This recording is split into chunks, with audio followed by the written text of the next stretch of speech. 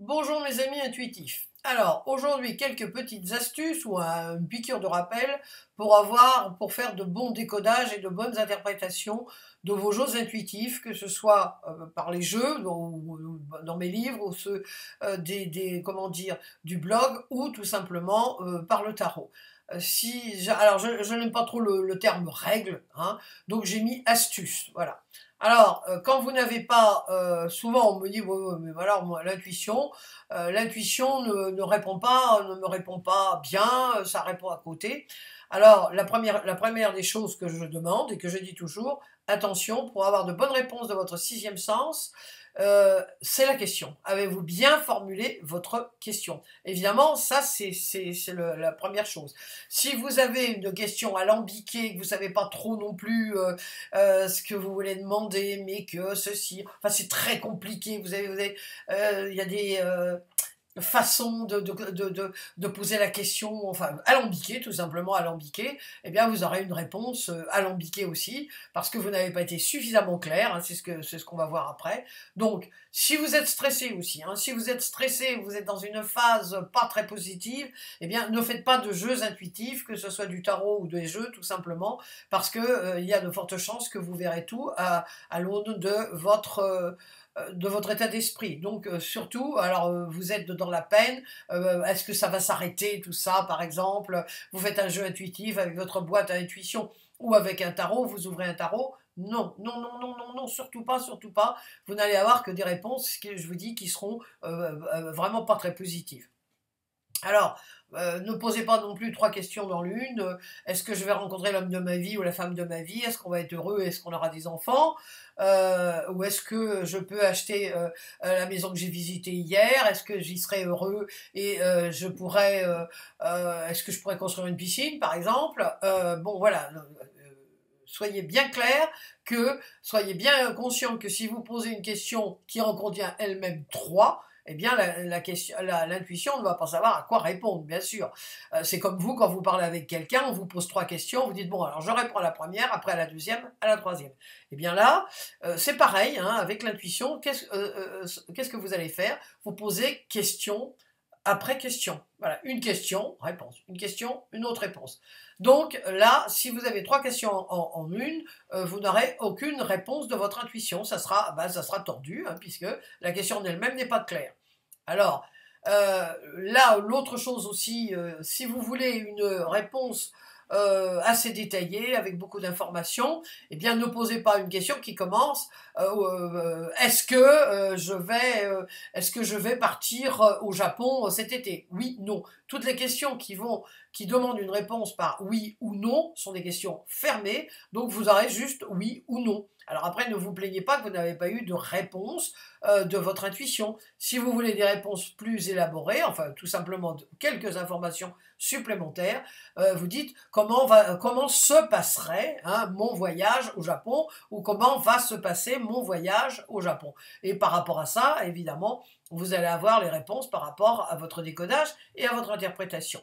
Alors aussi, soyez clair. Alors là, ça c'est un truc que je vous recommande, c'est demander ce que vous voulez clairement, sans slalomer, et soyez précis dans votre demande. C'est-à-dire que si vous voulez savoir si vous aurez suffisamment d'argent pour partir suivre un cours de 6 mois, imaginons aux États-Unis, ne posez pas la question de savoir si votre voyage aux États-Unis va bien se passer. C'est pas ça que vous voulez demander. Ce que vous voulez demander, c'est est-ce que vous allez avoir suffisamment d'argent?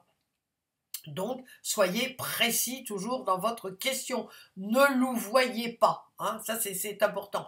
Donc, si vous n'êtes pas très très sûr de votre questionnement, faites le questionnaire Toyota. J'en ai parlé dans un exercice, un article pardon, précédent sur le blog, c'est-à-dire les pourquoi, les 5 pourquoi.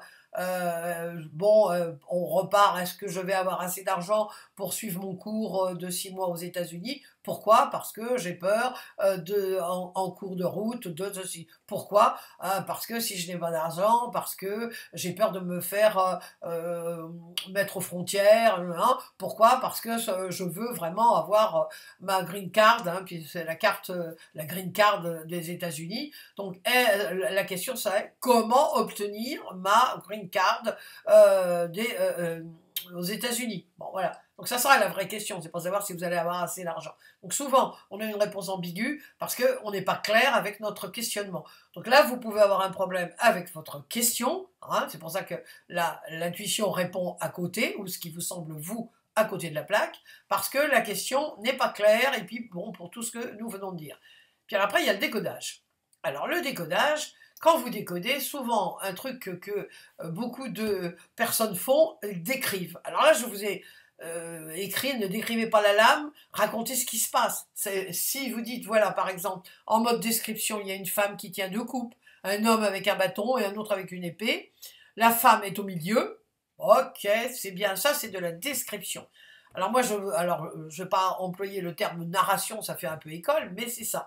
En mode, je raconte une histoire, ou narration. Alors, je sens que ce n'est pas très positif. Je vois deux hommes qui semblent se disputer pour les beaux yeux d'une femme qui ne sait pas trop à qui offrir la coupe qu'elle tient dans ses mains. L'un des hommes est d'humeur belliqueuse et prêt à dégainer pour en découdre avec l'autre homme qui, lui, semble ignorer le danger qui s'annonce. Alors, donc, j'ai enregistré mon décodage et après, à l'interprétation, quand je le passe, hein, quand je transcris tout ce que j'ai dit, et uniquement ce que j'ai dit, tout ce que j'ai dit, mais uniquement ce que j'ai dit, je souligne ce que je sens qui est important. Alors, quand vous faites votre décodage, un petit rappel, hein, une petite piqûre de rappel, commencez toujours par votre ressenti. Là, j'ai dit je sens, ou je sens que ça n'est pas très positif. Vous auriez pu dire beurre, enfin des choses, oh là là, j'ai envie de... je sens, j'ai envie de pleurer, ou j'ai envie de rire, ou j'ai envie de... je serre les dents. Tout ce que vous ressentez est important à noter. Parce que, par exemple, on dit, mais pourquoi je vais noter que je serre les dents? Eh bien, imaginons que vous posiez la question, comment va se passer mon rendez-vous demain avec Clovis, ou Cunégonde, hein, c'est un rendez-vous amoureux, ou pas, ou amical, peu importe. Et si vous dites, oh là là, Burke, oh là là, je serre les dents, je me sens pas à l'aise, juste, vous n'avez pas commencé à raconter l'histoire que vous voyez sur l'image. Alors l'image, que ce soit d'ailleurs en visualisation ou que ce soit que vous la voyez vraiment, vous l'ayez en main.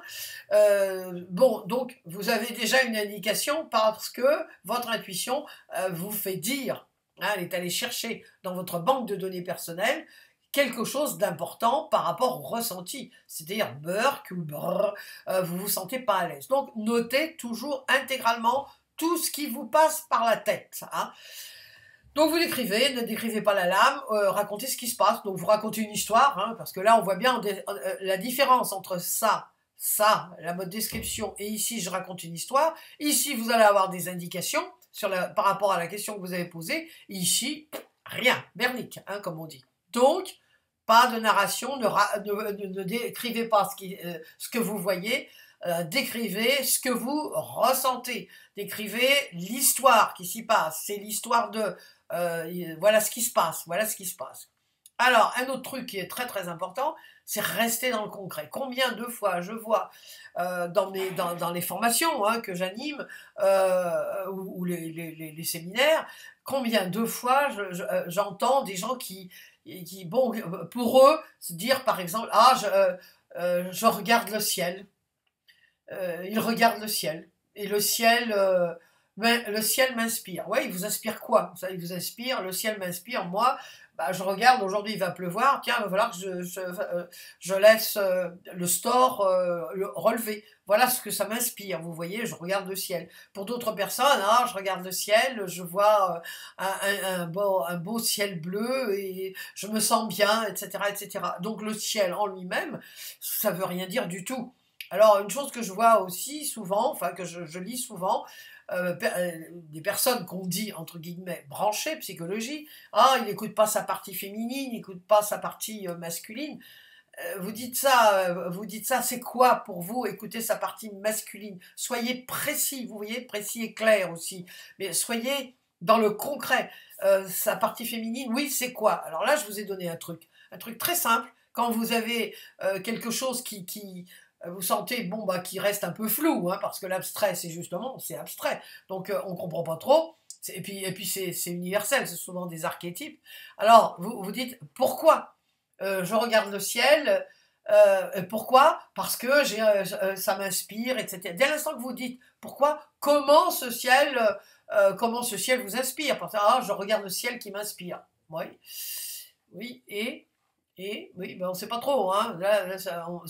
Oui, ça vous inspire à vous, mais ça inspire quoi? C'est comment le ciel peut vous inspirer. Donc vous voyez, un truc facile pour vous aider à fuir l'abstrait, c'est de vous poser des questions commençant par quoi, comment, où, de quelle façon. Par exemple, vous vous dites, comment cette chaise peut-elle tenir debout alors qu'elle n'a que 3 pieds? Ah, bah vous allez me dire, dites donc, Jung, là, vous parlez de la chaise, et elle n'a que 3 pieds. C'est du concret, hein, c'est une chaise avec trois pieds. Oui, mais comment cette chaise qui tient debout alors qu'elle n'a que 3 pieds, comment ça va vous donner des indications pour savoir si votre rendez-vous demain avec votre DRH va bien se passer? Bon. C'est parce que, comment cette chaise peut-elle tenir debout alors qu'elle n'a que 3 pieds? C'est parce que, et voilà, et vous donnez une explication. Là, dès l'instant que vous donnez une explication, vous fuyez l'abstrait. Donc restez toujours dans le concret. Évitez les termes bateaux comme c'est bien, c'est pas bien, c'est cool, c'est formidable. Bon, ce qui est formidable pour vous ne sera peut-être pas forcément pour un Français qui habite au Japon ou en Chine. Ou ce qui est cool pour vous ne sera peut-être pas cool pour des commerçants qui en ce moment ne peuvent pas ouvrir leur restaurant, vous voyez. Donc, cool, pas cool, c'est des termes bateaux, soyez précis. Un truc vraiment important aussi, c'est employer des mots ou donner des explications qui pourraient être comprises par un enfant de 5 ans. Alors, si vous dites à un enfant de 5 ans qui n'écoute pas sa partie féminine, pour un petit garçon, mais raconte quoi, le mec? Qu'est-ce qu'on me raconte? Même d'ailleurs les plus grands, hein, il y a beaucoup de gens vont vous dire, mais ma partie féminine, moi je suis un homme, moi j'ai pas du tout, vous racontez quoi là? Vous voyez? Donc tout de suite ça va partir en live, hein, votre histoire. Donc, qu'est-ce que ça représente, la partie féminine? Qu'est-ce que vous voulez dire par ça? Soyez clair et précis. Demandez-vous toujours, est-ce que je me comprends? Hein, alors si vous le faites un exercice intuitif avec des amis, qu'est-ce que je veux lui dire? Qu'est-ce que je veux lui transmettre? Qu'est-ce que je veux lui transmettre? Soyez toujours clair. C'est le problème de la communication, c'est toujours l'émetteur, évidemment qui va émettre avec son vécu, hein, c'est bien sûr, et le récepteur qui lui va le recevoir avec lui son propre vécu. Donc évidemment, ce sont deux choses différentes. Donc demandez-vous toujours, est-ce que je me suis bien fait comprendre? Alors même si c'est vous, est-ce que je me suis bien comprise? Qu'est-ce que je veux dire? Qu'est-ce que je veux dire par là? Qu'est-ce que c'est clair? Est-ce que c'est bien clair? Moi-même, est-ce que c'est clair dans ma tête? Vous voyez? Donc voilà, ce sont quelques petites astuces qui j'espère c'est vraiment là l'ABC pour bien décoder. Évidemment, il y a d'autres choses, j'en parle longuement dans le blog, mais soyez, voilà, rien que ces petites choses-là, je peux vous dire que si vous restez dans le concret, je dis toujours, c'est déjà 50 à 60% d'un bon décodage et d'une bonne interprétation. Vous avez déjà dans votre décodage, quand vous restez dans le concret, vous avez déjà beaucoup d'explications, au moins 50 à 60%, et parfois plus, vous voyez. Donc, c'est très très important de rester dans le concret, puis de faire voilà, toutes les astuces que je viens de vous donner. J'espère que ça va vous servir.